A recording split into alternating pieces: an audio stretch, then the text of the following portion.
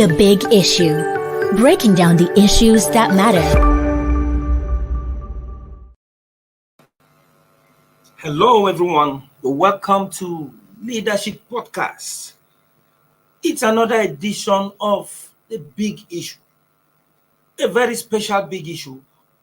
The big issue in the coming days will have a particular focus on the 2023 general election. And of course, that is why we tagged it Nigeria Decides 2023. And of course, a lot has been happening in the political landscape, where preparations are in top gear for the 2023 polls bill to begin this coming Saturday. And of course, the big issue of the day borders on the 2023 polls and the need for free, fair, and credible elections. Well, at the International Conference Center, the General Abdulsalami Abubakar-led National Peace Committee is currently engaging the presidential candidates for the 2023 presidential election, where they have brought them once again to sign a peace accord. And just right there at the International Conference Center, Abuja, President Muhammadu Buhari is also at the event. And we have the members of the National Peace Committee and then the presidential candidates. And it all borders on the bid to ensure free, fair, and credible, violence-free election. In the past days, we have been getting assurances from the Independent National Electoral Commission, INEC, that the 2023 polls will go on as scheduled. And of course, security forces, including the military, the police, have assured that they are as ready as ever to conduct the elections as scheduled. But recent happenings in the country is still casting a doubt as to whether the election will go on smoothly as expected. The Central Bank of Nigeria Naira swap policy, coupled with certain tensions generated and the insecurity that is still raging, is still creating fears in Nigerians that the election might be marred by violence, insecurity, and of course, some kind of protest from angry Nigerians who are now rendered cashless. Silas, we've heard INEC saying that the elections will go at the International Conference Center. You see the Peace Pact is being signed. And I think this is the second time they are congregating, or for the third time, because the last time they still called the presidential candidates to caution them over their utterances in the course of the campaigns. And now again they're there to do the final lap of the Peace Pact.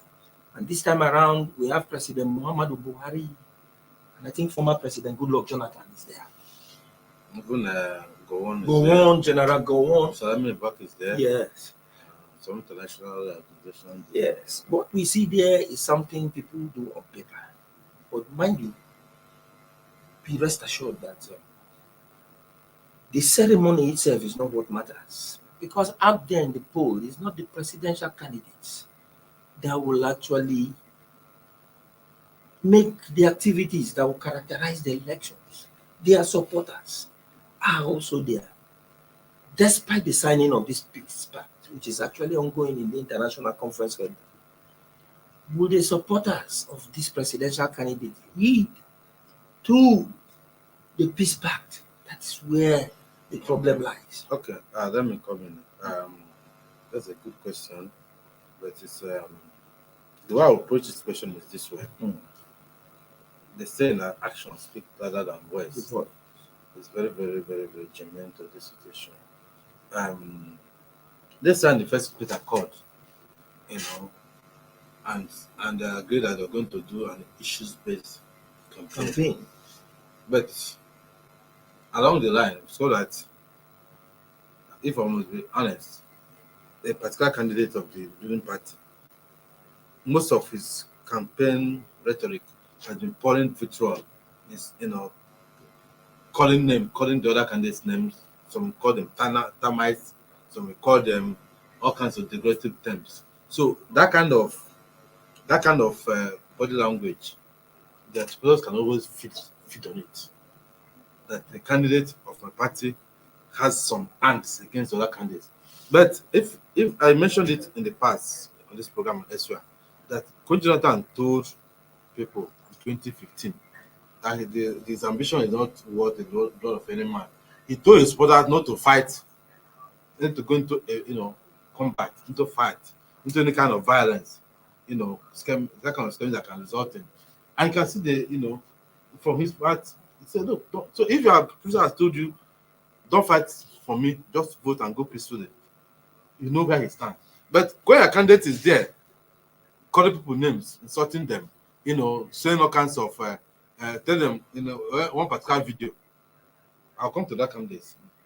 Look, a power is to be grabbed and run away with it. Tell them that they can go about this thing in a way that's not so civilized.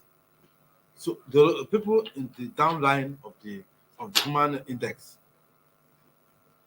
that feed on this kind of situation to satisfy their own personal urges, and they can pick on it. And you can see that. I was telling somebody before we come to see that the Labour Party did a grand finale of its campaign in Lagos, and it was matches and coaches and everything that was used to attack them. We saw the video too, and some of them are going to die. But APC did their own this day, and nobody died. Nobody was attacked. What does it tell you?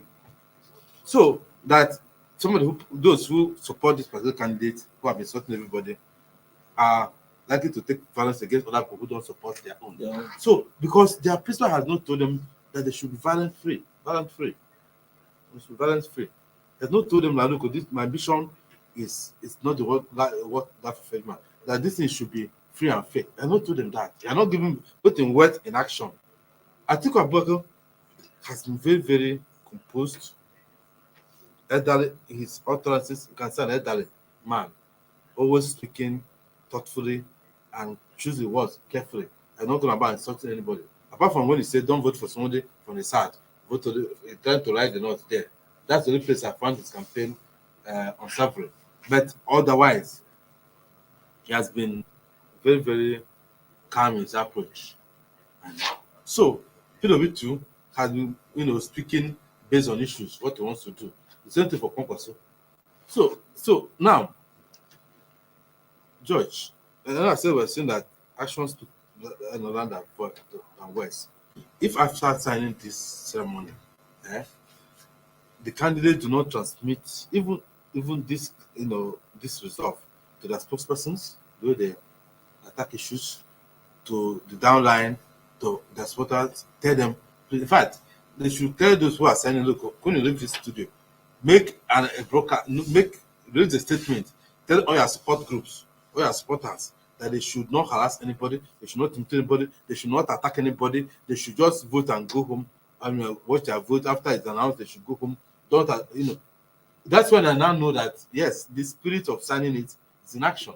If you just sign and go, it's on paper. Is it the people are going to stop those who already made up their mind that are going to attack other people? So that's the way I look at it. I think that this have called that they should make the major candidates, especially the 4 major candidates or all the candidates, to release a statement telling their party members and the supporters, their protectors, to hold fire. Please don't attack anybody. Vote and go home. If they do that and transmit it, it's carried, then we now know that look, they have renounced violence and they have told their supporters not to engage in violence. We knew in the past that part of campaign funding goes to funding political talks, whom they armed with dangerous weapons, including automatic rifles to disrupt polls, to shoot opponents, to carry ballot boxes, to stop ballot boxes, and all that. Luckily for us now, the new Electoral Act, the new innovations from INEC, using technology for protection and transmission of results, has made it made carrying of ballot boxes useless this time around. In fact, even the feeling of before now, the politicians used to get the neck forms and feed the result themselves, showcase it, and that's what is announced. I can talk about what happened in my central at the time. But now those things cannot happen because elections are technology driven now. So those ones, so the only one violence that can come in this form now is for them to go and disrupt those who want to vote in areas where they feel that the voting population may not vote for them. And you can see an evidence of it in the Southeast where a certain Simon Ekpa, who is being accused of being sponsored by one of the major politicians to continually broadcast to people in the Southeast that they must not vote. But he had declared sit at home on the day the election are going to hold, so that the vote in the Southeast will be suppressed because those votes are likely to go for a candidate other than them. So he also said that in other states, you may have persons sending people to go and attack people who are voting, like happened in Lagos 2019, where those who are on the queue were attacked with machetes and so they will not vote. So I am saying, the whole point I'm saying now is that if the candidates can be made to sign statements, that even voice statements, audio, telling their members that they have signed this accord, they should. This is a game, just a football game. Somebody has to win or lose, depends on which people want. So, enjoin them not to seek violence or revenge or anything. Just vote and go home. Don't attack anybody. If they can communicate that one in the language people understand, I believe that this fear of violence in the election will begin to diminish. Well, when it comes to the idea of just one candidate being being vulgar in his comments and then making some unsavory remarks, most Nigerians would disagree with you, Silas, because ordinarily one would have said, perhaps he would say in his own style of talking, it would have been that he will come out, say those things, throw those words, and then, but in the real sense of the term, if you observe, most of the time, when we credit some of these statements to the candidate, we credit them directly from what their campaign councils will say. And then you will agree with me. If anything, if the idea that what the campaign council issues as a statement automatically becomes the position of the candidate, PDP is guilty, because they will tell you PDP has had cause to call the presidential candidate of the APC a drug baron, somebody who lacks qualification. And they've said so many unsavory things too. And then for the Obi supporters, I will always actually give it to Obi because Obi had always focused on issues in his campaign. But that does not. He was even telling his members not to attack anybody, not to insult people. But still, that does not exonerate Obi because his supporters, you need to go to the social media. Their own is that so they have become very good artists. You see them composing music. If you see them if you see the way they turn the APC presidential candidate gaffes, to one gangster rapper, using some of those misfirings like the Bala Blue. You see, those two are. All I say that I think this campaign has been those guys have made this campaign very interesting. But some element of dark humor, of course, to it. So, like I said, none of them actually. Some of them distract from the main issues. The issues that how do we put Nigeria out of the brink? Who among them best stands the chance of putting Nigeria out of the brink? But if in the cacophony of all these noises, we can lose the main focus. Nigeria is actually in the brink, and everybody knows that. The issue is who can help us out of it, all of us out of it. And if the noise is too much, the sense can get lost in translation. Well, let's just quickly take a short break.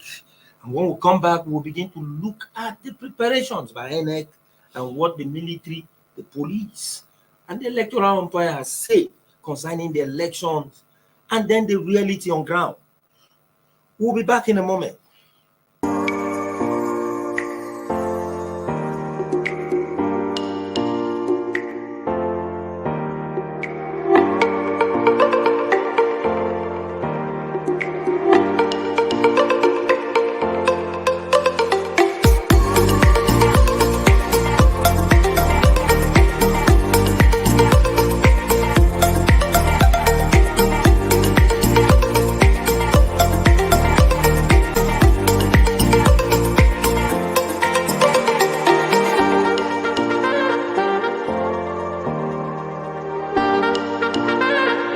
For sponsorship and advert placements, please contact 080-3688-6158. Last Word Leadership Podcast Studio. You have the last word.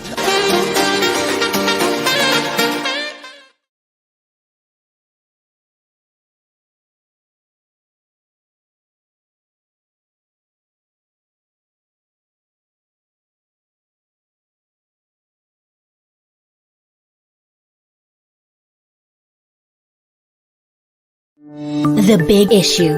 Breaking down the issues that matter. Welcome back.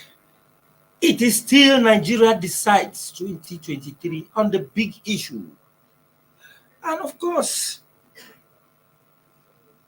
we are looking at the possibility of having a free, fair, and credible violence-free election in 2023.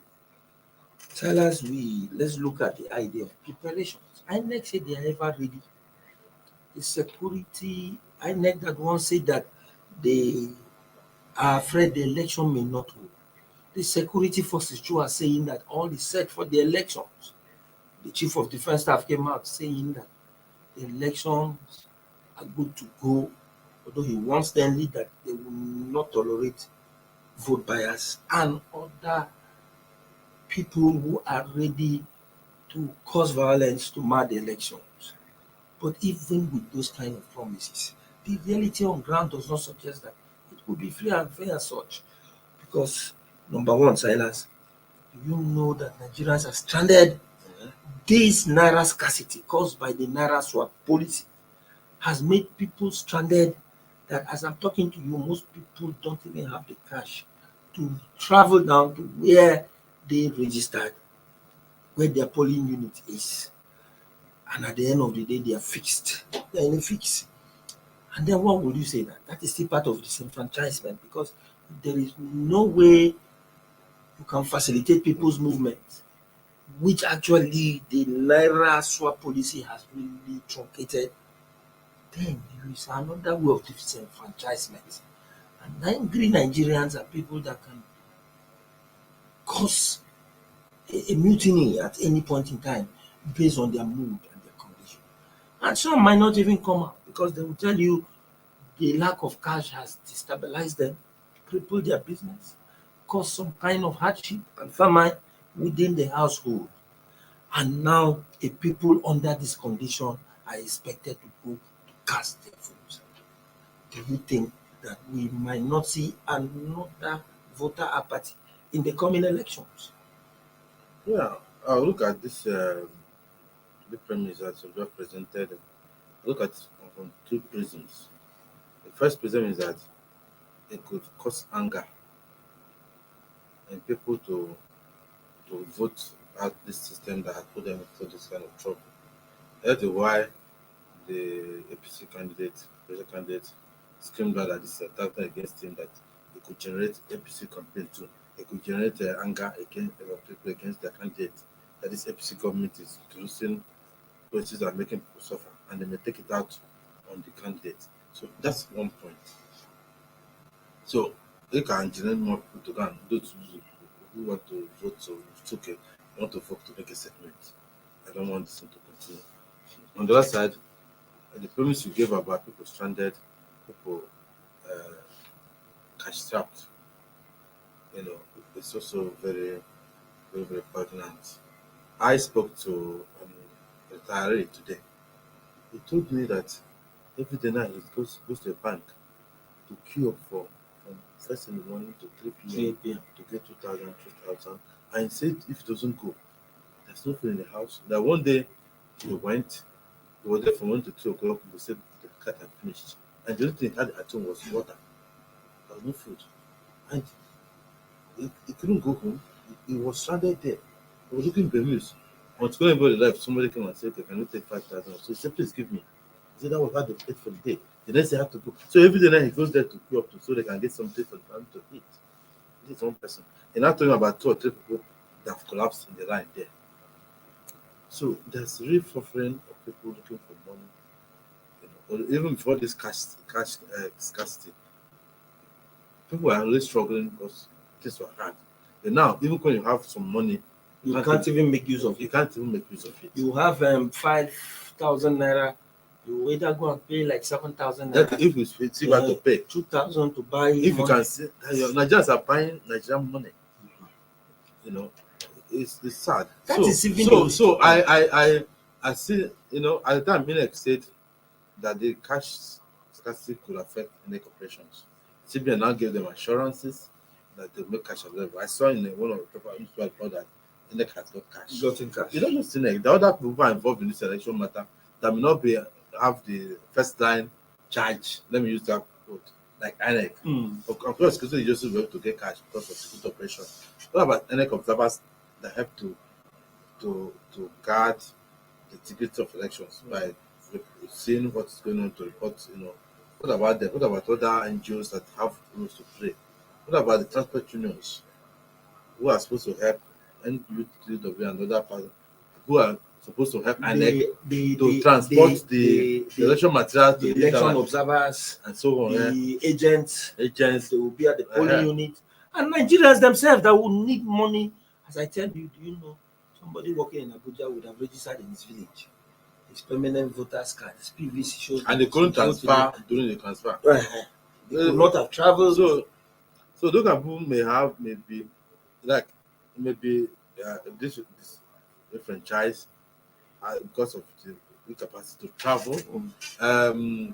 I know that in some part of Nigeria, especially in the north, a lot of northerners travel to vote at home because they're not so technologically savvy to do transfers of voting units like other could do. I also know that students, the media campaign that students should be allowed to vote, and the universities graciously close down universities, the campuses, so that students can go. And about 3 million people are expected to travel across Nigeria to come vote where they decide, because they must decide at home because of the long time of strike. Now, those students now, without card, they can't travel. They are at home, they're stranded, they cannot travel to school and schools. They are there at their own devices. They're not at home where the parents can watch over them. They're not to school where the school authorities have shut down. They're on their own there. They're even at a risk to themselves, to themselves. So, George, I agree with you that the cashless, the Naira scarcity is going to disenfranchise some people. But I don't know how it's going to be significant enough to affect the outcome of the election. But, like you say, no right should be denied. And the right of people should not be denied by government policy. Okay. We're not discussing the Naira scarcity, the cash swap issue on this program today. But it's very But germane it's to very the important to every aspect of life. especially But the it has, elections. it has the elections and security and well-being. I passed some places today, and some people who do menial work and all that, they're just there looking at everybody and everybody looking at them. Nobody's coming to partner because nobody has cash. No cash. Even people who go by Okada transport to move from place to place, they're all working, tracking. Even the 15 naira notes are not available. The 200 naira notes are available. The 100 naira, those ones are not changed. Why can't they bring that one out? You have them in circulation enough. Since you don't want 1,000 naira notes and 500 naira notes, fine. Bring 200 naira notes and put them out there, so that people can have something to transact with. So it's a lot going to differentiate because of the scarcity, but I don't know how significant it can play into the voting itself. Those who can walk to their place, I know that this election is so charged that they walk to the place. Those who have some fuel, who can drive, can also drive. But those who need to travel, they are trapped. Thank you very much, Silas. And then I also, it's also a way for us to think about the future. We don't have to move from place to place.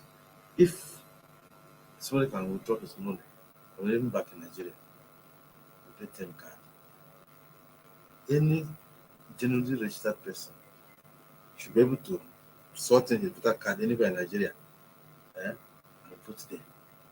So you don't have to run up and unfortunately, I don't have to it, but before I came to the studio, somebody told me that about an accident happened, carries of students traveling to go and vote, and about 40 people are dead.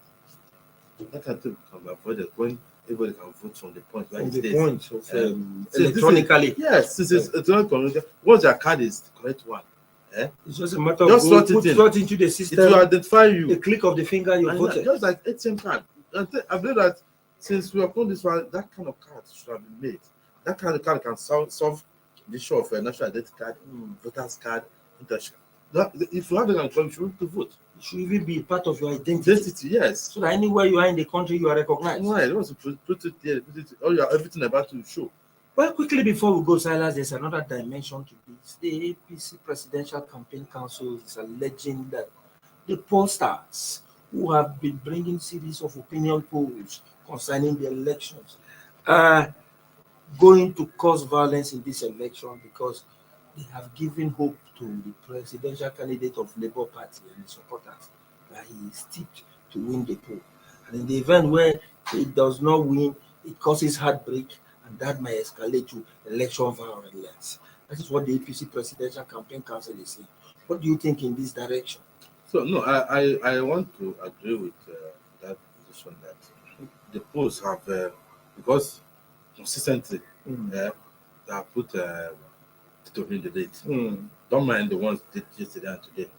If you look at the cover story, but they are all polls, and they can see this one was Electoral.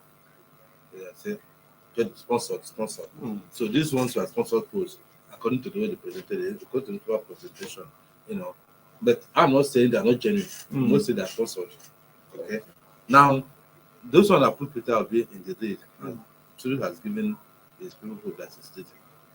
Now, whether the polls are correct or not, all of them are saying their sample size, their processes, they're scientific enough, and then in the past they achieved results, and they went according to their way. Yes, there's a lot of this scope among enthusiasm among the polls, that people say you win and you win. Actually, so some of them might not take it kindly if it goes the other way. And the same thing applies to the Tinubu supporters who saw the papers. So it's also good that one put Atiku today. I saw it in Daily Trust, and one put the Tinubu today. So that there are a lot of cacophony of opinion polls. So no one knows even what is what, which again, So this one seems to have dampened. These two have dampened the spirit of the obedience. Whose spirits are very high about the candidate. So I think that could be but if there's no suspicion of foul play, if there's no suspicion of foul play, I think they will accept the result to see it. Well, but when the problem if there's suspicion of foul play, or there's violence, or people are not allowed to vote, or people are voting in a particular way, and they see the result going to that way, that's why I say. But if the election is fair and fair, I think everyone knows that this game is a game of win and lose. Well, that is the much we can take for today's edition of Nigeria Decides 2023 on the big issue. And of course, the time is ticking closely to the 2023 general election, beginning with the presidential and National Assembly polls on Saturday. And in the coming days, we'll be keeping you updated with happenings in the political landscape. Join us same time tomorrow for another edition of this program. Have a wonderful day.